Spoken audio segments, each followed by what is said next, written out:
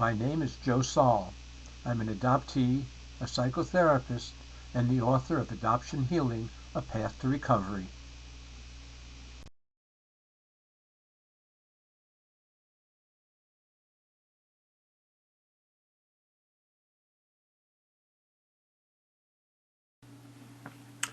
When I graduated from shrink school in 1990, I wrote letters to all the graduate schools in the New York City metro area suggesting that adoption issues need to be taught to all students as a core course, or at least as an elective. I received no responses at all. I went to the dean of my school and asked her about my teaching such a course.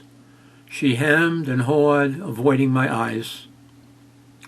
I pressed, and she finally told me that there were a lot of trustees and faculty who were adoptive parents, and if such a course were taught, it would mean there was something wrong with adoption, and the adoptive parent trustees would stop helping the university with their funding efforts. To my knowledge, no university in the United States or Canada teaches adoption issues on a regular basis. Yet, here in the United States, adoptees, adoptive parents, natural parents, and all four sets of grandparents comprise about 100 million people, which is about 30% of our population, and this figure does not take into account any siblings. The societal hype trumps the truth. Adoption is glorified in the media. To say anything negative about adoption is looked at as subversive or anti-societal.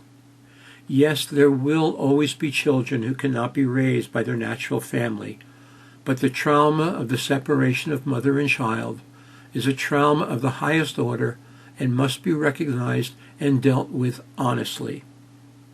Those adoptees and moms who are still in denial, and I think they are in the majority, praise adoption, talk about how wonderful it is.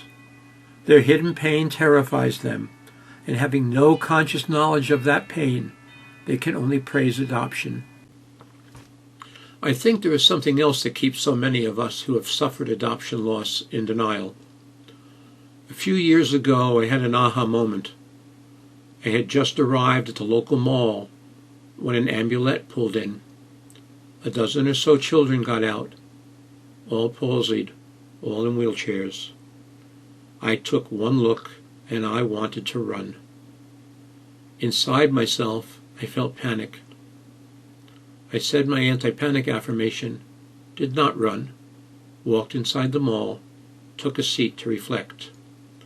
Why did I want to run? I felt ashamed. The answer from within was clear.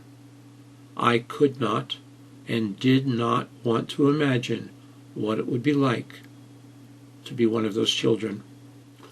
The thought was terrifying but revealing. Maybe this is the reason so many of us are in denial. The truth of what happened to us is too terrifying to contemplate. Maybe this is the reason other people don't want to listen to us either. Perhaps they cannot want to imagine what it's like to have suffered our loss.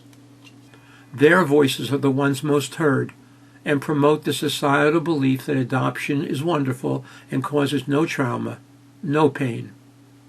When one of us who is aware speaks out, we are looked at as a bit off, an anomaly. I was once on a Sally Jesse Raphael show, and another of the guests was a social worker from Chicago who said, "Any adoptee who searches is mentally ill." I was appalled and tried to argue the point, but Sally loved what the social worker said and shut me down. When we can talk in numbers, when enough of us can find a way to speak out in ways that other people will listen to, we can make a difference. If each of us wrote letters to the editor to our local newspapers on a regular basis, if each of us contacted our local legislators and told them of our stories, if each of us told everyone we come in contact with our truth, things would eventually be different. What does it take for us to speak out? We may be terrified of the exposure, the shame of being adopted, or the shame of being a mother who lost a child to adoption. If we are afraid, and do some inner child work, and or discuss this in our support groups, we can learn that there is nothing wrong with us. In fact, we can learn to be proud that we are strong enough to speak out, that no one can hurt us unless we let them. We can learn that it is safe to speak out, to tell our truth. What can we gain individually by speaking out?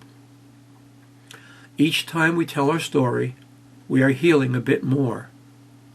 Each time we tell our story and nothing bad happens to us, we are proving to our inner core that it's safe to do so, and we get in touch with more and more of our core strength, the strength that helped us survive our trauma. Each time we tell our story, we are on a way to being proud, because in doing so, we are facing our demons, and only the bravest of the brave face their demons.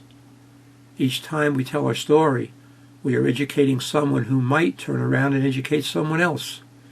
Each time we tell our story to another person who suffered adoption trauma, we are giving them a gift that, if they unwrap, may help them begin their healing journey.